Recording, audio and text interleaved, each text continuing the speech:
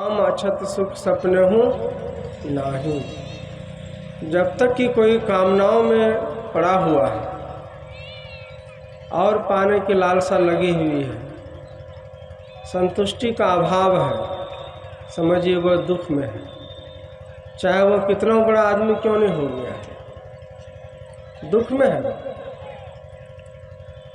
तो इच्छाओं का नाश हो जाए और परम संतोष की अवस्था प्राप्त हो जाए, चाह गई चिंता मिटी और मनवा बेपरवाह, जाको कछु न चाहिए सोई शहंशाह, ऐसी स्थिति आ जाए, कहाँ जाकर कर कैसे हो, क्या उसका साधन है। तो आगे की चौपाई में तुलसीदास जी ने कहा, राम भजन बिनु मिटहि की कामा, थल विहीन तरु कबहु की जामा। क्या परमात्मा की भक्ति किए बिना कामनाओं का नाश हो सकता है? क्या धरती के बिना वृक्ष उग सकता है? अगर नहीं उग सकता तो परमात्मा की भक्ति किए बिना कामनाओं का नाश नहीं होगा, और जब तक कामनाओं का नाश नहीं होगा तब तक दुख जीवन में लगा ही रहेगा, कुछ भी पाने की इच्छा। रामकृष्ण परमहंस देव जी की अर्धांगिनी थी शारदा मणि देवी। वे कहा करती थी कि मनुष्य को अगर एगो बतासा भी खाने की इच्छा मन में बसी रह जाए तो उसके लिए उसको फिर से एक जन्म लेना पड़ सकता है, क्योंकि इच्छा मात्र ही जन्म का कारण है। इच्छाओं का नाश होना सहज बात नहीं है। एक डायोनीज नाम का फकीर था, समुंदर के किनारे बालू की रेत पर पड़ा रहता। सिकंदर बादशाह उधर से गुजरा, प्रणाम किया, कहा महाराज कोई सेवा बतलाइए। कहा फिलहाल तो कोई इच्छा नहीं है। कहा नहीं कुछ बतलाइए, आप एकदम नंग धड़ंग अलमस्त बैठे हुए हैं दिगंबर भेष में, कुछ तो चाहना होगी मन में, भोजन की, आवास की। कहा कुछ नहीं चाहिए। बहुत जिद करने लगा, नहीं कुछ बोलिए हमारी तरफ से। क्या ज़्यादा सेवा करना चाहते हो ना तो सामने से ज़रा सा हट जाओ। सुबह सुबह सर्दी का मौसम में धूप सेक रहा था और वो भी सामने में आकर के रोक दिया, अगर कुछ सेवा करना चाहे तो सामने से हटो, जो मैं अपना प्रकृति से जुड़ जा। यह अवस्था कैसे हो जाए? कामना ही मर गई, इच्छा का नाश हो गया। यह भक्ति की पराकाष्ठा में जब आदमी पहुंच जाता है तब उसके जीवन में सुख, संतोष, विराग, विवेका, विगत को किए शोक अनेका, यह चौपाई कारगर सिद्ध होती है। उसके जीवन में सुख भी आता है और उसके जीवन में संतुष्टि भी होती है। सुख होना अलग चीज़ है, संतुष्टि होना अलग चीज़, याद रखिएगा। सुख तो अपने अपने हिसाब से सबके पास में है। तुलना कीजिएगा तो हो सकता है कि आपसे भी बहुत आदमी गरीब हो, निम्न हो। जो चीज़ सुख आपके पास में है, वैसी अवस्था, वैसे सुख को पाने के लिए कोई दूसरा तरस रहा हो, लेकिन संतुष्टि कहाँ, रुकता कहाँ? जौं 10 20 50 भय सत होय हजार तो लाख मगे, कोटि अरब खरब असंख्य, धरापति होने की चाह जगेगी, पृथ्वी पाताल हो राज करो, तृष्णाग की अति आग लगेगी, सुंदर एक संतोष बिना, सठ तेरी तो भूख कभी न मिटे। संतुष्टि कोई बाजार में नहीं मिल जाती है। क्या बाजार में जाइएगा, आप 5 किलो संतोष खरीद करके उधर से ले आइएगा। संतुष्टि ज्ञान की अवस्था में पहुंचने के बाद होता है। ज्ञान की अवस्था में जब पहुंच जाइएगा तो आपको संतुष्टि आने लगेगी, सुख और संतोष। प्रकाश मंडल में जाने के बाद वास्तव में सुख और संतोष होता है। सुख के भी तो प्रकार हैं। आपको देखिए, अभी आप लोग यहाँ पर ध्यान शिविर चल रहा है, यहाँ पर समय निकाल कर के आए हैं, तो क्यों आए? इसमें आप सुख मान रहे हैं। आपको उस तरह मन में विवेक है, ज्ञान है कि नहीं, ऐसे आध्यात्मिक आयोजन जहाँ होते हों वहाँ हमको समय निकाल करके जाना है, तो आप इसमें सुख मान रहे हैं। नहीं तो कितना आदमी मीट की दुकान में लाइन लगी होती है, शराब की दुकान में लाइन लगी होती है, तो बुद्धि के हिसाब से वो भी सुख मान रहा है। कोई कहीं सुख मान रहा है, कोई कहीं सुख मान रहा है, कोई सत्संग में लाइन लगा के बैठा है। तो सुख के भी तो प्रकार हैं। कैसा सुख चाहिए? क्षणिक सुख चाहिए, शाश्वत सुख चाहिए, परिवर्तन वाला सुख चाहिए। सुख के भी सभी प्रकार हैं और उसकी जानकारी सत्संग में मिलती है। इसीलिए कहते हैं कि सत्संग में आइए और यहाँ की बातों को मनोयोग पूर्वक सुनिए। जो अब तक दीक्षा नहीं लिए हैं, अविलंब गुरु से दीक्षा लीजिए। घर परिवार बाल बच्चों के बीच रहिए और टाइम टेबल निकाल करके ध्यान कीजिए। ध्यान करना ही असली भक्ति है। शास्त्र में आया है, एक पैर पर खड़ा होकर 1000 वर्ष तक कोई तपस्या करता है, उसका जो फल है वह ध्यान योग के 16वां अंश के फल के बराबर नहीं है। तो ध्यान योग क्या हुआ? आचरण मर्यादा सदाचार का पालन करते हुए अगर कोई थोड़ा भी मेडिटेशन करता है, माना कि 1 घंटा बैठा, 10 मिनट ही उसका जप हुआ, 10 मिनट ही गुरु मूर्ति में मन एकाग्र हुआ और 10 मिनट उसका अंधेरे में एक टक से बैठ कर के अंधेरे को वो देखता है। इस साधना को साधारण में नहीं आंकिएगा। इसमें कोई मनमानी ढंग से हजारों वर्ष तपस्या करता है तो वह फल दायी नहीं हो सकता जो गुरु से युक्ति लेकर के ध्यान करता है। आज ही मैं एक गुरु महाराज का सुक्तिकन पढ़ रहा था, उसमें लिखा था कि सुखदेव मुनि जन्म से ही बहुत ज्ञानी थे, लेकिन जन्म लेने के बाद फिर से उसको गुरु धारण करना पड़ा। जन्म से ही कई जन्मों का संस्कारी होने के बावजूद भी गुरु के शरण में दोबारा फिर से रियलाइज होने के लिए जाना पड़ता है। रिन्यूअल कराते हैं ना कोई चीज़ का, आपका पासपोर्ट लाइसेंस सब बना हुआ है, तो बना हुआ है तो एक्सपायरी हो जाता है ना उसका डेट, तो थोड़े पैसे में रिन्यूअल हो जाता है, दोबारा उतना खर्च नहीं करना पड़ता है, लेकिन जाना पड़ता है ना कराने के लिए, साधारण में हो जाता है। तो कोई कितनों ज्ञानी संस्कारी व्यक्ति है तो उसको भी फिर से गुरु के शरण में, आप समझिए कि गुरु महाराज स्वयं कितने संस्कारवान थे। मात्र 14 बरस की उम्र में शरीर छोड़, क्या कहते हैं,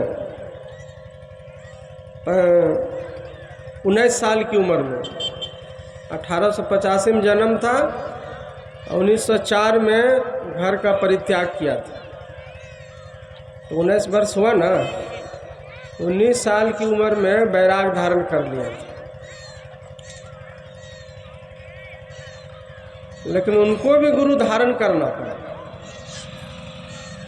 और जहाँ मिला वहाँ जाकर के किए, यहाँ नहीं मिला तो मुरादाबाद जाकर के गुरु बनाए। रिश्ता ऐसा था कि जब बाबा साहब ने कहा कि वो किसी ने संदेश दिया कि तो मैं ही दास नाम का है आदमी, वो आपसे भजन भेद लेना चाहता है,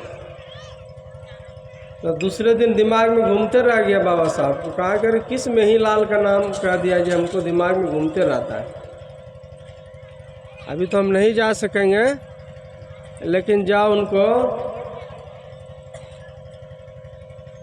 एक वकील साहब थे, कहा उनको कहिएगा कि दीक्षा दे देगा, तब तक कुछ प्रक्रिया बतला देगा, तब हम बाद में जाकर डिटेल में बताएंगे। गृहस्थ आदमी थे बेचारा, वो दीक्षा देना चाहते नहीं थे, और गुरु महाराज बैरागी थे, लेकिन वह ऊपर से आदेश आ गया। आदेश आ गया तो पावर वहीं से आ गया, फिर तो आदमी प्रतिनिधि बन जाता है। जैसे दीक्षा दिया तो गुरु महाराज ने उठ करके प्रणाम करना चाहा, और धीरज लाल गुप्त जी उसको रोक रहे, कहा कि नहीं, हम तो गृहस्थ आदमी हैं, आप बैरागी हैं, तो आप ना बड़े हुए हमसे। कहा तो इस समय हम बाबा देवी साहब का दर्शन नहीं किए हैं, जो कुछ भेद बताया है आपने बताया था, हमारे लिए आप ही इसी समय गुरु के समान है। और दीक्षा लिया और भजन करके एक चौपाई ने उनके जीवन को परिवर्तित कर दिया। देह धरे कर यही फल भाई, अब भजिए राम सब काम किया है। रामायण तो सब पढ़ता है, इसीलिए कहते धर्म ग्रंथ को आदर दीजिए, उसको घर में सुशोभित कीजिए। नहीं समझ में आवे तो भी 2-4 लाइन पढ़ करके उसको रोज समेट करके रख दीजिए। एक चौपाई ने न केवल गुरु महाराज के जीवन को बदल के रख दिया, पूरी संस्था कायम हो गई, लाखों आदमी का उद्धार हो गया। तो आप कह सकते हैं कि वो एक जन्म की कमाई था गुरु महाराज का? कमाई कई जन्मों की थी, लेकिन फिर भी गुरु धारण करना पड़ा उनको। इसीलिए धर्मदास जी महाराज कहते हैं, गुरु पैया लागू नाम लखा दीजो रे, जन्म जन्म का सोया मनवा, आ शब्दन मारी जगा दीजो रे, गुरु पैया लागू नाम लखा दी। घी तेल बत्ती सब कुछ है, लेकिन हल्का सा माचिस की जरूरत है ना, तब न दिया जलेगा। तो गुरु का जो वचन है, जो शब्द है, वही चिंगारी का काम करता है। आप में विद्याएं सारी मौजूद हैं, लेकिन भजन भेद देने के समय में जो 2 लाइन बोल देता है, कैसे मानस जप करना, ऐसे ध्यान करना, ऐसे दृष्टि योग साधन करना, तो जन्मों जन्मों को जो सोया हुआ संस्कार होता है वो जग जाता है, गुरु के वचन को सुनकर के जग जाता है। और हम लोग परख लेते हैं, जब भजन भेद देते हैं ना, तो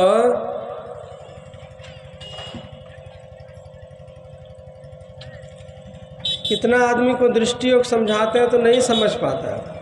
जब उसको कहते हैं ना मानस जप मानस ध्यान, तो वो समझ लेता है नया आदमी। दृष्टि योग कहते हैं ना, अंधेरे में बैठ कर अंधेरे को देखना है, उसको पूछते हैं क्या कीजिएगा, तो फिर लौट के मानस ध्यान में ही आ जाता, कहता है गुरु महाराज को देखेंगे भीतर में और क्या करेंगे। अब उसी में कुछ संस्कारी आदमी होता है, एक बार में बात को पकड़ लेता है, बाबा क्या बोले हैं, अंधेरे में बैठ करके अंधेरे को देखना है। इतनी सी बात को समझ जाने में आदमी को कई जन्म लग जाता है,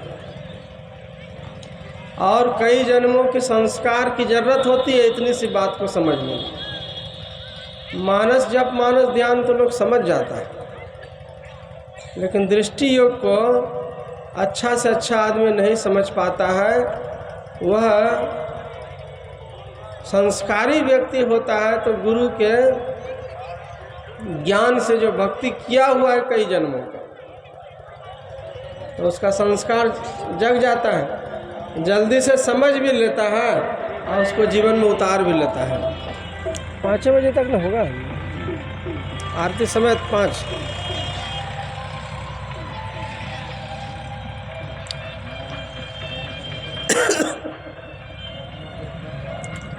इसीलिए कहते हैं कि सच्चे गुरु से युक्ति लेकर के सच्ची भक्ति कीजिए। भगतहीन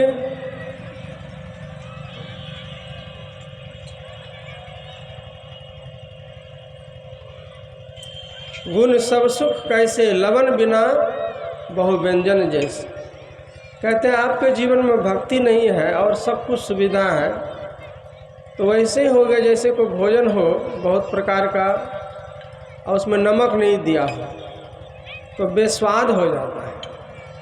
भक्ति से हृदय पवित्र होता है। साधारण आप किसी की भक्ति कीजिए ना, उसकी सेवा कीजिए, उपकार कीजिए, भलाई का काम कीजिए, तो आपको प्रसन्नता मिलने लगती है। क्यों? उसकी दुआएं मिलने लगती हैं। आप घर में जाकर के झाड़ू लगाइए, आप किसी मंदिर में लगाइए, दोनों में अंतर हो जाएगा। आप घर में खाना बनाइए और किसी आश्रम में जाकर बनाइए, दोनों में अंतर। वह उत्साह से लोग काम करता, लोग कहता है उसका फल बाद में मिलेगा। जो सेवा किए ना, अरे उस समय जो उसका खुशी से पैर थिरक रहा है, शरीर हल्का महसूस हो रहा है, चेहरे पर प्रसन्नता आ गई, थकावट दूर हो गया, फल तो तत्काल मिल गया, उसको बाद में क्या मिलेगा उसको? भक्ति में इतनी बड़ी शक्ति होती है। आप गुरु की भक्ति तन से कीजिएगा तो आपका तन पवित्र होगा। कितना आदमी देखिएगा आलसी होता है, एकदम कामचोर स्वभाव का होता है। कहिएगा काम तो बहाना करेगा, अभी करके क्या करेंगे? जैसे लगता है कि देह का क्या बनेगा, खिड़की दरवाज़ा बनेगा, मरने के बाद क्या होगा। अरे किसी की सेवा में लगा दिए तो शरीर आपका सार्थक हो गया, कर्मठ बनिए। आलसी बनने के लिए गुरु महाराज नहीं कहता है। और गुरु की सेवा में, संस्था की सेवा में तो देह को जरा सा भी नहीं चुराना चाहिए। 10 बार भी गुरु का आदेश हो एक ही काम को करने के लिए, तो भी दौड़ दौड़ के करना चाहिए। भक्ति में श्रद्धा की आवश्यकता है। श्रद्धा रहेगा तो 80 साल का बूढ़ा व्यक्ति भी 15 साल के बच्चे जैसा भाग भाग करके सेवा कर सकता है। श्रद्धा होगी तब। और श्रद्धा नहीं होगी तो 20 बरस का भी लड़का भोदू जैसा ऐसे बैठ के मुंह ताक सकता है। इसीलिए तन को गुरु की सेवा में, संस्था की सेवा में लगाना चाहिए। तन से सेवा कीजिएगा, तन पवित्र होगा। मन से सेवा कीजिएगा, मन पवित्र होगा। मन में बहुत ही उलफिजुल बातें आती रहती हैं। ध्यान जब हम करते हैं तो गुरु के बताए कथनानुसार मन को हम साधना में लगाते हैं तो मानसिक सेवा होगा। मन से जो जब ध्यान करते हैं ना, उससे आपका मन पवित्र होने लगता है। मन से कुविचार भागने लगता है। और धन से सेवा कीजिएगा तो धन पवित्र होगा। अभी देखिए यहाँ पर आयोजन हो रहा है तो लोग हजारों हजार एक दिन के भंडारे में खर्च कर रहे हैं। तो नहीं बाबा, जितना खर्च होगा एक दिन का भंडारा हमारे नाम से कीजिए। चाहे रसगुल्ला जलेबी चलाइए, चाहे पनीर चलाइए, चाहे 15,000 लीजिए, चाहे 20,000 लीजिए, लेकिन सेवा करना है तो हमको करना है। तो ठान लिया तो धन उसका सार्थक होगा, पवित्र होगा। बहुत से बीमारी, बहुत से मुसीबत, बहुत से दुख, कमाई जो है वो 100% शुद्धता नहीं होती है उसमें। धन जैसे आपके जेब में आता है तो किसी का छीनते हैं तब ज़्यादा पैसा आता है। भगवान ने तो बंटवारा करके भेजा है। किसी की जेब में कम है, किसी की जेब में ज़्यादा है। इसका मतलब किसी की जेब का ज़्यादा पैसा आपके पास आ गया है। तो उसको पहली कमाई अगर सार्थक नहीं लगाइएगा, सोचिएगा कि हम कमा ले सब हम ही भोग लेंगे, तो साइड इफ़ेक्ट हो जाएगा। कोई बीमारी बन करके निकलेगा, केस मुकदमा बन कर निकलेगा। किस बहाना से निकलेगा? धन को कोई 100% खुद नहीं पचा सकता। तो गुरु की सेवा में पहली कमाई लगाना चाहिए। तो धन से सेवा करने से धन पवित्र हो जाता। बाकी जो मान लीजिएगा आप 10% लगा दिए, उस 10% को निकाल देने से 90% में शुद्धता आ गई। जैसे मान लीजिए कि एक बोतल पानी है और उसमें थोड़ा सा एक बोतल तेल है, उसमें आधा गिलास पानी मिला दीजिए थोड़ा सा, तो पूरा तेल को बिगाड़ देगा कि नहीं बिगाड़ देगा? वही बात है। इसीलिए धन से सेवा करने से धन पवित्र, तन से सेवा करने से तन पवित्र, साधना में मन को लगाने से मन पवित्र होता है। तो आपकी स्थिति हो जाएगी भक्ति की पराकाष्ठा में जब पहुंच जाइएगा, मानस ध्यान, मानस जप, मानस ध्यान दृष्टि योग में स्नात हो जाइएगा। तो बिंदु में तह नाद बोले रैन दिवस सुहावनम, दास पलटू होय ऐसन सोई विष्णु स्वरूप लो। बिंदु और नाथ की प्राप्ति जब साधक के अंदर में हो जाती है, वह परमात्मा का स्वरूप हो जाता है, वह देवता का रूप हो जाता है। और किसी की भी भलाई कर सकता है, किसी को कोई दुआ दे देगा, किसी को कोई आशीर्वाद दे देगा, बोल के नहीं भी देगा, उठा करके नहीं भी देगा। वो कमाई वाला आदमी खाली बैठे रहेगा ना, आप मन में कल्पना करके जाइए, आपका निश्चित पूरी हो जाएगी। वहाँ तो आशीर्वाद बहते रहता ना है, एकदम दूर रहिएगा तो नहीं मिलेगा, लेकिन उसके आभा मंडल के नज़दीक जाके आप कुछ सोचिएगा, कुछ विचारिएगा, अगर शुभ भावना होगी पूरी होने लायक तो ज़रूर पूरी हो जाएगा। और गलत भावना लेके जाइएगा कि बाबा आपको प्रणाम कर दिए, अब हमारा एगो दुश्मन है, उमर जाए कल ऐसा सोचिएगा तो बाबा थोड़े आशीर्वाद दे देंगे। भावना भी शुभ न होनी चाहिए कि बाबा हमारा ध्यान में तरक्की हो जाए, मन लग जाए, कोई ऐसा। तो शुभ भावना कीजिएगा तो वो पूरी हो जाएगी। यह भक्ति और भक्ति और भगवंत की महिमा है। यही आप लोगों की सेवा में समय अनुसार कहा गया। यह ध्यान शिविर का कार्यक्रम है, इसलिए समय अनुसार सब कार्यक्रम होता है।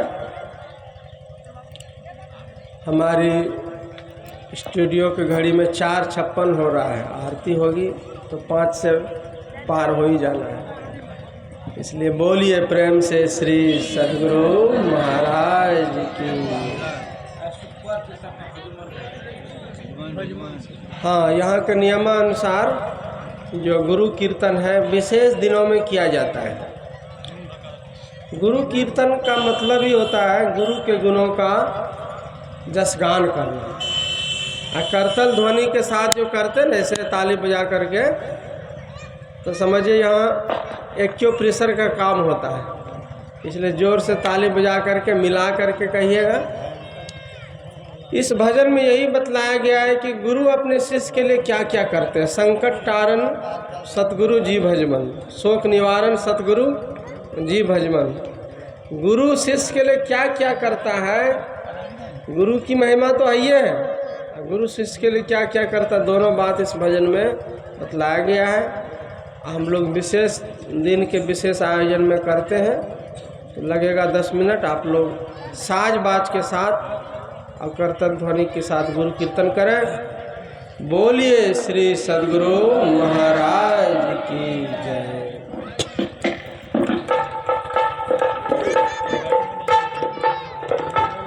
दे दो माइक बाबू, इसको कसम तब कर